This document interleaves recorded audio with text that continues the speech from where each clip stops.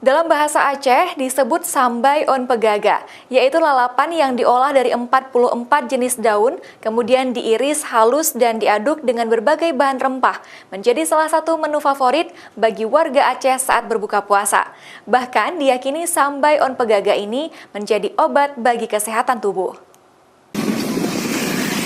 Sambai on pegaga di Aceh sangat mudah didapat pada saat bulan puasa. Karena makanan warisan khas Aceh ini menjadi salah satu menu favorit untuk berbuka puasa. Karena diyakini warga Aceh, sambai on pegaga yang terbuat dari 44 jenis daun menjadi obat bagi kesehatan tubuh.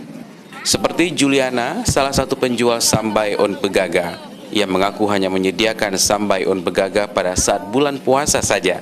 Karena sambai on pegaga, makanan khas Aceh sejak masa kerajaan ini seperti sangat diminati pada saat bulan puasa. Sambai on pegaga ini terbuat dari 44 jenis daun. Kemudian bahan utama berbagai jenis daun ini diiris tipis dan diaduk dengan bumbu rempah dan kelapa gongseng. Umumnya, sambai on pegaga ini sangat diminati oleh kalangan orang tua karena mungkin sudah dapat merasakan manfaatnya.